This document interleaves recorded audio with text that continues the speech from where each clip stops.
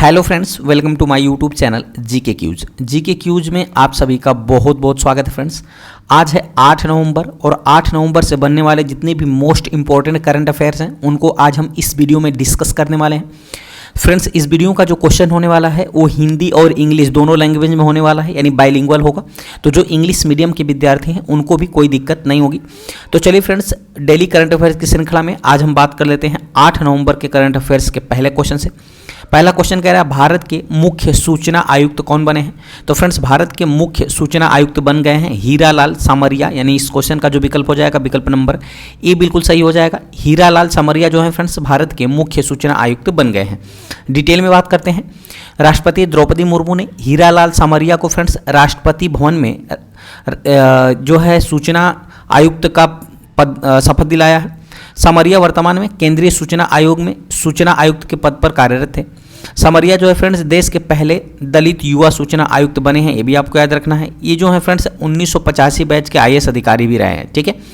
इनका जो निवास स्थान है ये है फ्रेंड्स भरतपुर, यानी भरतपुर के रहने वाले हैं। इन्होंने मुख्य सूचना आयुक्त के रूप में वाईके सिन्हा का स्थान लिया है, याद रखिएगा। इसके पहले मुख्य सूचना आयुक्त कौन था, तो वाईके सिन्हा था, ठीक है। अब कौन स्थान लिया फ्रेंड्स, तो हीरालाल सामरिया, इनको आपको याद रखना है। आगे बढ़ते हैं फ्रेंड्स, बात आती है केंद्रीय सूचना आयोग की यानी सीआईसी की। तो सीआईसी का फुल फॉर्म होता है सेंट्रल इंफॉर्मेशन कमीशन, जिसकी स्थापना होती है वर्ष 2005 में केंद्र सरकार के द्वारा किया गया था। इसमें जो सदस्य होते हैं फ्रेंड्स, एक मुख्य सूचना आयुक्त होता है, उसके साथ 10 से अधिक सूचना आयुक्त नहीं हो सकते, ठीक है।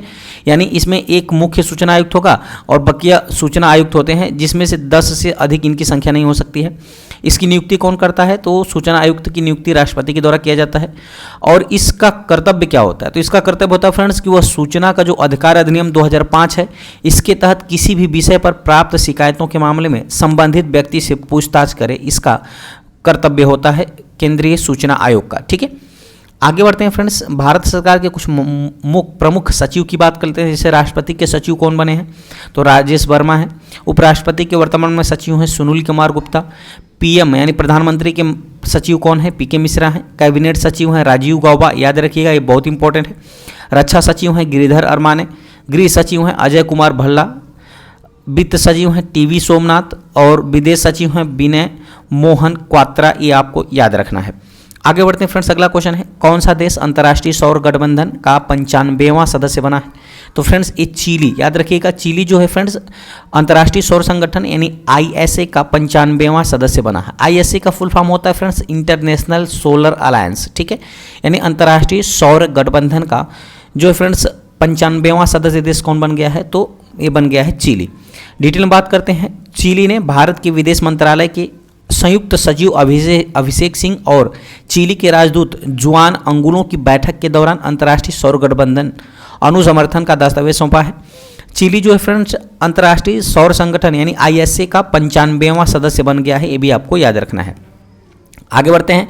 भारत और फ्रांस ने संयुक्त रूप से 30 नवंबर 2015 को पेरिस फ्रांस में COP21 में अंतर्राष्ट्रीय सौर गठबंधन यानी आईएसए का शुभारंभ किया था।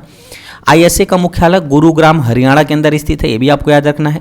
वर्तमान में इसके महानिदेशक हैं अजय माथुर, ठीक है। अंतर्राष्ट्रीय सौर गठबंधन की बात करें तो दुनिया भर के समुदायों के लिए किफ़ायती सौर ऊर्जा तक पहुंच बढ़ाने के लिए एक काम करता है अंतर्राष्ट्रीय सौर गठबंधन, जिसमें कुल सदस्यों की संख्या कितनी हो गई है, तो 95 हो गई है। और सबसे नवीनतम सदस्य कौन बना है फ्रेंड्स, तो चिली बना है, ये भी आपको याद रखना है, ये आपके लिए इंपॉर्टेंट है।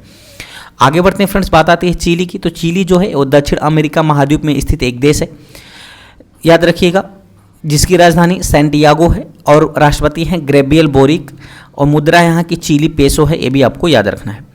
बात करते हैं फ्रेंड्स, तांबा सबसे ज़्यादा कहाँ पाया जाता है, तो चिली में पाया जाता है। एंडीज पर्वत श्रृंखला जो कि दक्षिण अमेरिका महाद्वीप में स्थित है, यह विश्व की सबसे लंबी पर्वत श्रृंखला है। और इस पर्वत श्रृंखला की सबसे ऊंची चोटी जो है माउंट एकांकगुआ, वो कहाँ स्थित है, तो चिली और अर्जेंटीना की सीमा पर स्थित है, ये भी आपको याद रखना है, ठीक है। आगे बढ़ते हैं। अगला क्वेश्चन आपके सामने, राष्ट्रीय कैंसर जागरूकता दिवस कब मनाया जाता है। तो फ्रेंड्स प्रतिवर्ष 7 नवंबर को राष्ट्रीय कैंसर जागरूकता दिवस मनाया जाता है, यानी इस क्वेश्चन का जो विकल्प है विकल्प नंबर सी बिल्कुल सही हो जाएगा। डिटेल में बात करते हैं। कैंसर की शीघ्र पहचान, रोकथाम और उपचार के बारे में जन जागरूकता पैदा करने के लिए 2014 से हर साल जो है फ्रेंड्स 7 नवंबर को राष्ट्रीय कैंसर जागरूकता दिवस मनाया जाता है।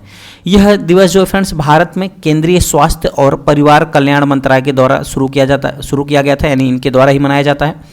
कैंसर होने पर एक टिश्यूज एक ट्यूमर में बदल जाता है जो कैंसर या घाव का रूप ले लेता है। टिश्यूज आप जानते हैं फ्रेंड्स, टिश्यूज का मतलब होता है ऊतक।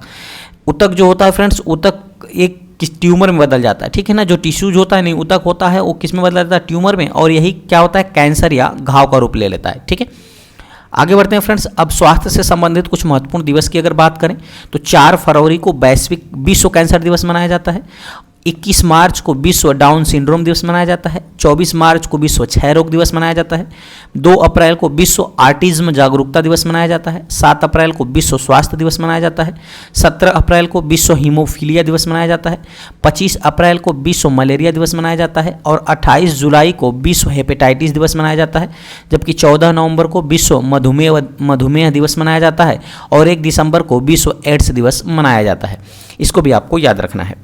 आगे बढ़ते हैं फ्रेंड्स। अगला क्वेश्चन आपके सामने है, भारत अमेरिका के किस शहर में नया वाणिज्य दूतावास खोलेगा फ्रेंड्स। तो भारत जो है अमेरिका के सिएटल शहर में नया वाणिज्य दूतावास खोलने के लिए मंजूरी दिया है, यानी इस क्वेश्चन का जो विकल्प है, विकल्प नंबर डी बिल्कुल सही हो जाएगा। यानी सिएटल के अंदर भारत जो है अपना नया वाणिज्य दूतावास खोलेगा। डिटेल में बात करते हैं, भारत अमेरिका के सिएटल में नया वाणिज्य दूतावास खोलेगा। इस फैसले की घोषणा जो है फ्रेंड्स 2016 में ही हो गई थी और इसकी घोषणा किसने किया था, प्रधानमंत्री नरेंद्र मोदी ने किया था। और उस समय के जो राष्ट्रपति थे वो थे बराक ओबामा के बीच यह बातचीत हुई थी कि भारत और अमेरिका ने अपना एक संयुक्त बयान भी दिया था जिसमें नए वाणिज्य दूतावास खोलने के लिए सहमति बनी थी सिएटल के अंदर, ठीक है। इस फैसले से अमेजन, माइक्रोसॉफ्ट, बोइंग और अन्य तकनीकी कंपनियों को बढ़ावा मिलने का, ये भी आपको याद रखना है। आगे बढ़ते हैं फ्रेंड्स। बात आती है अमेरिका की, तो अमेरिका से रिलेटेड कुछ महत्वपूर्ण करंट अफेयर्स को देख लेते हैं। स्टेटिस्टा के अनुसार फिनटेक यूनिकॉर्न के मामले में अमेरिका जो है शीर्ष स्थान पर है। भारत फरवरी 2024 तक 21 MQB-9B ड्रोन के लिए अमेरिका के साथ समझौता पर हस्ताक्षर करेगा। अमेरिका की न्यू जर्सी में फ्रेंड्स अभी हाल ही में 185 एकड़ में फैले दुनिया के दूसरे सबसे बड़े हिंदू मंदिर BAPS स्वामीनारायण अक्षरधाम ने इसका उद्घाटन किया है। स्वामीनारायण अक्षरधाम ने इसका उद्घाटन किया है। मंदिर का नाम क्या है, BAPS, ठीक है। आगे बढ़ते हैं फ्रेंड्स। मैरीलैंड में डॉक्टर भीमराव अंबेडकर की सबसे बड़ी प्रतिमा यानी 19 फुट प्रतिमा का अनावरण किया गया है। इसे स्टैचू ऑफ इक्वलिटी का नाम दिया गया है। अमेरिका ने लुइसविले ने 3 सितंबर को सनातन धर्म दिवस मनाने की घोषणा किया है, ये भी आपको याद रखना है। आगे बढ़ते हैं। अगला क्वेश्चन फ्रेंड्स, हाल ही में UNEP ने चैंपियंस ऑफ द अर्थ पुरस्कार 2023 से किसे सम्मानित किया है। तो फ्रेंड्स UNEP ने चैंपियंस ऑफ द अर्थ पुरस्कार 2023 से ये सम्मानित किया है friends Josefina Belmonte, Fundaeco, Ellen MacArthur और जोस मैनुअल मोलर, यानी उपयुक्त सभी, यानी इन तीनों लोगों को ही फ्रेंड्स UNEP ने जो है चैंपियंस ऑफ द अर्थ पुरस्कार 2023 से सम्मानित किया, ठीक है। UNEP की फुल फॉर्म की बात करें फ्रेंड्स तो इसका फुल फॉर्म होता है यूनाइटेड नेशंस इन्वायरमेंट प्रोग्राम, जो अभी हाल ही में इन तीनों लोगों को फ्रेंड्स क्या किया है कि चैंपियंस ऑफ द अर्थ पुरस्कार 2023 से सम्मानित किया है। आगे बढ़ते हैं। संयुक्त राष्ट्र पर्यावरण कार्यक्रम ने अपने वर्ष 2023 के चैंपियंस ऑफ द अर्थ की घोषणा की है। चैंपियंस ऑफ द अर्थ में संयुक्त राष्ट्र जो है फ्रेंड्स यानी यूनाइटेड नेशन की एक सर्वोच्च पर्यावरण सम्मान है। उन व्यक्तियों या समूहों या संगठनों को दिया जाता है फ्रेंड्स जिनके कार्यों का पर्यावरण पर परिवर्तनकारी प्रभाव पड़ता है। आगे बढ़ते हैं फ्रेंड्स। 2023 की पुरस्कार विजेता जो हैं, जैसे नीति किस क्षेत्र में दिया गया है, तो नीति नेतृत्व के क्षेत्र में दिया गया है जोसेफिना बेलमोंटे। क्वेजोन सिटी जो कि फिलीपींस के मेयर हैं, इनको दिया गया है नीति नेतृत्व के मामले में। प्रेरणा और कार्रवाई के मामले में एलन मैकार्थर फाउंडेशन को दिया गया है। उद्यमशीलता की दृष्टि से ब्लू सर्कल जो चीन के हैं और जोस मैनुअल मोलर जो कि चिली के हैं, इनको दिया गया है। विज्ञान और नवाचार के मामले में वैज्ञानिक और औद्योगिक अनुसंधान परिषद यानी CSIR दक्षिण अफ्रीका को प्रदान किया गया। बात आती है फ्रेंड्स संयुक्त राष्ट्र पर्यावरण कार्यक्रम यानी UNEP की, तो मैंने बताया था फ्रेंड्स UNEP का फुल फॉर्म होता है यूनाइटेड नेशंस इन्वायरमेंटल प्रोग्राम, जिसकी स्थापना होती है 1972 के अंदर। कार्यकारी निदेशक हैं इंगर एंडरसन जो कि संयुक्त राष्ट्र के अवर महासचिव हैं। इसका मुख्यालय नैरोबी केन्या के अंदर स्थित है। ये जो फ्रेंड्स पर्यावरण मुद्दों पर प्रतिक्रियाओं के समन्वय के लिए जिम्मेदार है, इसको भी आपको याद रखना है। आगे बढ़ते हैं। अगला क्वेश्चन है, किस राज्य सरकार ने मेडिकल कॉलेजों में हिंदी MBBS पाठ्यक्रम शुरू करने की घोषणा की है? तो ये किया फ्रेंड्स उत्तराखंड ने, यानी इस क्वेश्चन का जो विकल्प है विकल्प नंबर ए बिल्कुल सही हो जाएगा। डिटेल में बात करते हैं फ्रेंड्स, उत्तराखंड के स्वास्थ्य और शिक्षा मंत्री जो है धन सिंह रावत ने फ्रेंड्स घोषणा किया है कि उत्तराखंड के जो MBBS संस्थान है उसमें हिंदी में, ठीक है ना, चिकित्सा जो है वो हिंदी में पाठ्यक्रम उपलब्ध कराया जाएगा। मध्य प्रदेश के बाद इस तरह का पाठ्यक्रम शुरू करने वाला उत्तराखंड जो है वो देश का दूसरा राज्य बन गया है। आगे बढ़ते हैं, उत्तराखंड की बात आती है तो इससे रिलेटेड कुछ करंट अफेयर्स की चर्चा कर लेते हैं। माड़ा को पहला भारतीय गांव घोषित किया गया है। यह उत्तराखंड राज्य में स्थित है।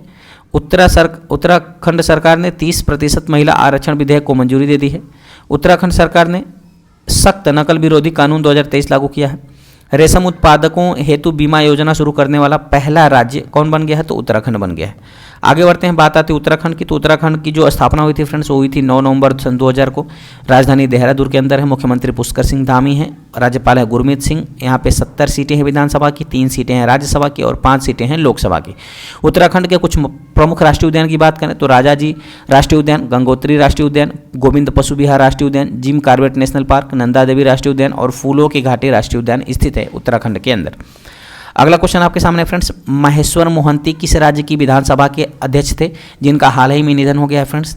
तो ये अध्यक्ष थे ओडिशा के, यानी इस क्वेश्चन का जो विकल्प है विकल्प नंबर ए बिल्कुल सही हो जाएगा। महेश्वर मोहंती जो है फ्रेंड्स ओडिशा की विधानसभा के अध्यक्ष थे जिनका अभी हाल ही में निधन हो गया है। ओडिशा विधानसभा के पूर्व अध्यक्ष महेश्वर मोहंती का 67 वर्ष की आयु में निधन हो गया है। 5 बार पूरी निर्वाचन क्षेत्र से ओडिशा विधानसभा के लिए चुने गए थे। वह 2004 से लेकर 2008 तक फ्रेंड्स विधानसभा अध्यक्ष भी रहे थे, ठीक है। वर्तमान में ओडिशा विधानसभा की अध्यक्ष प्रमिला मलिक हैं, ये भी आपको याद रखना है। आगे बढ़ते हैं फ्रेंड्स, अभी हाल ही में हुए कुछ महत्वपूर्ण निधन की चर्चा कर लेते हैं। तो शास्त्रीय संगीतकार और संगीतज्ञ लीला ओमचेरी का भी हाल ही में निधन हो गया है। हॉलीवुड अभिनेता जो हैं मैथ्यू पेरी का भी हाल ही में निधन हो गया। फिनलैंड के पूर्व राष्ट्रपति जिनका नाम है मार्टी अहित्सारी, इनका भी निधन हो गया है। पूर्व मुख्य चुनाव आयुक्त MS गिल का भी निधन हो गया है। British film maker Terence Davies का भी हाल ही में निधन हो गया है। अभिनेता माइकल गैबन का भी हाल ही में निधन हो गया है। भारत में हरित क्रांति के जनक MS स्वामीनाथन का भी हाल ही में निधन हो गया। मलयालम फिल्म निर्माता KG जॉर्ज का भी अभी हाल ही में निधन हो गया है। आगे बढ़ते हैं फ्रेंड्स, बात आती है ओडिशा की, तो ओडिशा का गठन हुआ था 1 अप्रैल 1936 को। राजधानी भुवनेश्वर के अंदर स्थित है। राज्यपाल है रघुवर दास, मुख्यमंत्री है नवीन पटनायक। यहाँ पे विधानसभा की 147 सीटें हैं। राष्ट्रीय उद्यान की बात करें तो भितरकणिका राष्ट्रीय उद्यान और सिमलीपाल राष्ट्रीय उद्यान यहाँ के प्रमुख राष्ट्रीय उद्यान है, ठीक है। जो ओडिशा है फ्रेंड्स, ओडिशा का पहला नाम क्या था? तो उड़ीसा था, याद रखिएगा। पहले नाम उड़ीसा था, अब चेंज होकर क्या हो गया? ओडिशा हो गया, ठीक है। आगे बढ़ते हैं, अगला क्वेश्चन आपके सामने है। यूपी की आनंदा डेयरी ने पशुधन सुधार के लिए किस देश की कंपनियों के साथ समझौता किया है? तो वो ब्राजील के साथ किया है, यानी इस क्वेश्चन का जो विकल्प है विकल्प नंबर सी बिल्कुल सही हो जाएगा। उत्तर प्रदेश के डेयरी क्षेत्र को बढ़ावा देने के लिए यूपी की आनंदा डेयरी ने ब्राजील की कंपनियों के साथ एक समझौता ज्ञापन पर हस्ताक्षर किया है। मुख्यमंत्री योगी आदित्यनाथ और भारत में ब्राजील के राजदूत केनेथ नोब्रेगा की मौजूदगी में MOU पर हस्ताक्षर किया गया है। BH एम्ब्रियोज दुधारू पशुओं के पोषण और प्रजनन में उन्नत तकनीक का उपयोग करके दूध उत्पादन करने में वृद्धि करेगा। इसलिए फ्रेंड्स अभी हाल ही में उत्तर प्रदेश और ब्राजील के बीच पशुधन सुधार के लिए कंपनियों के बीच समझौता हुआ है। आगे बढ़ते हैं फ्रेंड्स, बात आती है उत्तर प्रदेश की, तो उत्तर प्रदेश से रिलेटेड कुछ महत्वपूर्ण करंट अफेयर्स की चर्चा कर लेते हैं। उत्तर प्रदेश सरकार ने एक शहरी सड़क बुनियादी अवसंरचना विकास एजेंसी यानी URIDE की स्थापना की है। उत्तर प्रदेश के पहले इंटरनेशनल ट्रेड शो का आयोजन ग्रेटर नोएडा में किया गया है। उत्तर प्रदेश सरकार अयोध्या में मंदिर संग्रहालय बनाएगी। उत्तर प्रदेश के अयोध्या में 8 सितंबर को सरयू नदी में जटायु क्रूज सेवा शुरू हुई है। ऑपरेशन कन्विक्शन उत्तर प्रदेश में शुरू किया गया है। यूपी की जेलों का नाम बदलकर सुधारगृह किया गया है, ये भी आपको याद रखना है। आगे बढ़ते हैं, अगला क्वेश्चन आपके सामने है फ्रेंड्स, पेरिस मास्टर्स खिताब 2023 किसने जीता है फ्रेंड्स? तो पेरिस मास्टर्स खिताब 2023 का खिताब किसने जीत लिया? तो जीत लिया नोवाक जोकोविच ने, यानी इस क्वेश्चन का जो विकल्प है विकल्प नंबर सी बिल्कुल सही हो जाएगा, ठीक है। डिटेल में बात करते हैं, नोवाक जोकोविच ने ग्रिगोर दिमित्रोव पर शानदार जीत के साथ अपना 7वां पेरिस मास्टर्स का खिताब जीत लिया है, ठीक है। जोकोविच जो है फ्रेंड्स 24 ग्रैंड स्लैम के साथ मेंस सिंगल्स में सबसे ज़्यादा टाइटल जीतने वाले खिलाड़ी बन गए हैं। बात करते हैं फ्रेंड्स जो वर्ष में ग्रैंड स्लैम हुए उनकी चर्चा कर लेते हैं। तो जो ग्रैंड स्लैम टूर्नामेंट में जैसे ऑस्ट्रेलियन ओपन की बात करें तो इस पुरुष एकल विजेता कौन रहे हैं? नोवाक जोकोविच जो कि सर्बिया के हैं। और महिला जो रही हैं फ्रेंड्स विजेता वो आर्याना सबलेंका रही हैं जो कि बेलारूस की हैं, ठीक है। वहीं फ्रेंच ओपन 2023 की बात करें तो इसके भी विजेता कौन है पुरुष एकल में, तो नोवाक जोकोविच है जो कि सर्बिया के हैं, और ईगा स्विएटेक पोलैंड के हैं जो कि महिला एकल की विजेता हैं फ्रेंच ओपन 2023 में। विंबलडन ओपन 2023 की बात करें फ्रेंड्स तो कार्लोस अल्कराज जो है स्पेन के रहने वाले इन्होंने जीता है, और जो महिला एकल का खिताब मार्केटा वोंड्रोसोवा जो कि चेक गणराज्य की हैं इन्होंने जीता है। यूएस ओपन 2023 की बात करें तो नोवाक जोकोविच सर्बिया के इन्होंने फ्रेंड्स जीता है, और कोको गॉफ जो कि अमेरिका की हैं ये महिला एकल विजेता रही हैं। तो फ्रेंड्स याद रखिएगा जो इस साल 2023 के चारों ग्रैंड स्लैम हुए हैं उसमें 3 ग्रैंड स्लैम तो स्वयं नोवाक जोकोविच ने जीता है, जो ऑस्ट्रेलिया ओपन, फ्रेंच ओपन और यूएस ओपन, जबकि विंबलडन ओपन किसने जीता है तो कार्लोस अल्कराज जीते हैं, ये भी आपको याद रखना है। तो यहाँ से आपके एग्जाम में प्रश्न बन सकता है। आगे बढ़ते हैं फ्रेंड्स, अगला क्वेश्चन आपके सामने है, क्रिकेट में टाइम आउट होने वाले दुनिया के सबसे पहले बल्लेबाज कौन बन गए हैं। तो फ्रेंड्स क्रिकेट में टाइम आउट होने वाले दुनिया के सबसे पहले बल्लेबाज बन गए एंजेलो मैथ्यूज, यानी इस क्वेश्चन का जो विकल्प है विकल्प नंबर ए बिल्कुल सही हो जाएगा, ठीक है। डिटेल में बात करते हैं, बांग्लादेश और क्रिकेट के बीच विश्व कप 2023 का मैच चल रहा था फ्रेंड्स अरुण जेटली स्टेडियम में, और जिसमें एंजेलो मैथ्यूज को टाइम आउट होने वाले दुनिया के पहले बल्लेबाज बन गए, यानी इनको टाइम आउट के लिए इनको आउट दे दिया गया, ठीक है।